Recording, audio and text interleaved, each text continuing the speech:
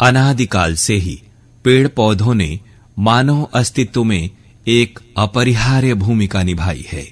वैदिक ज्ञान प्राचीन भारत में पौधों के सांस्कृतिक और आध्यात्मिक महत्व पर प्रकाश डालता है। पृथ्वी पर जीवन के बाद से मनुष्य अपनी जीवन शक्ति और भोजन, चारा, ईंधन, रेशे, स्वाद, तेल, लकड़ी और औषधियों जैसी मूलभूत आवश्यकताओं के लिए पेड़ पौधों पर निर्भर रहा है। जीवन के निर्माण के बाद से वृक्ष हमारे पर्यावरण की रक्षा करते रहे हैं और मानव जीवन को असंख्य तरीकों से प्रभावित करते रहे हैं।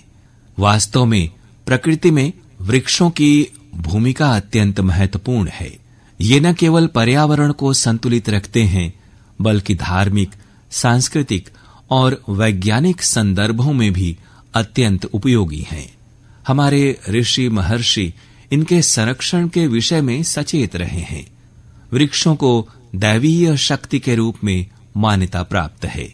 गीता में भगवान श्री कृष्ण स्वयं कहते हैं, मैं सब वृक्षों में अश्वत्थ यानी पीपल हूं।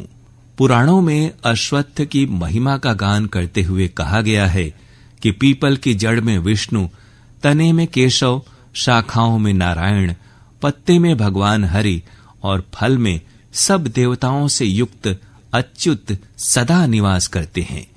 ये वृक्ष मूर्तिमान श्री विष्णु स्वरूप है।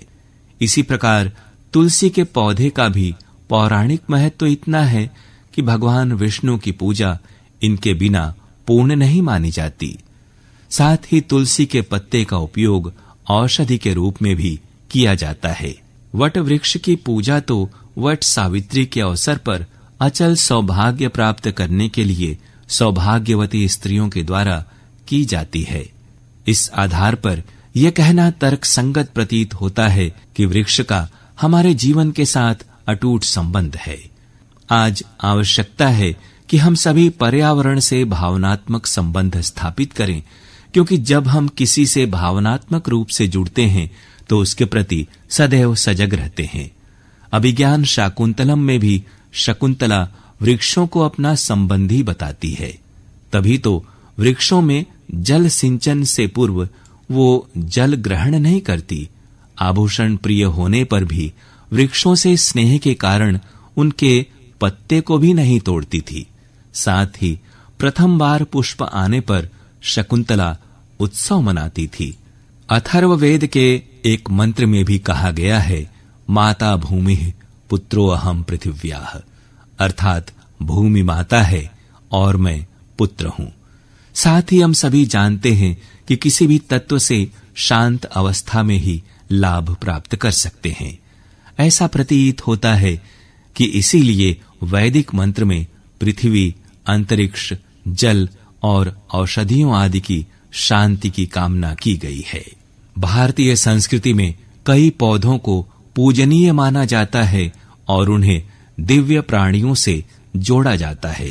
पेड़ पौधों में विशिष्ट ऊर्जा या स्पंदन होता है जो किसी व्यक्ति के ऊर्जा क्षेत्र को प्रभावित करता है। पौधों को देखने और सूंघने मात्र से ही शरीर में एंडोर्फिन या खुशी के हार्मोन बढ़ जाते हैं।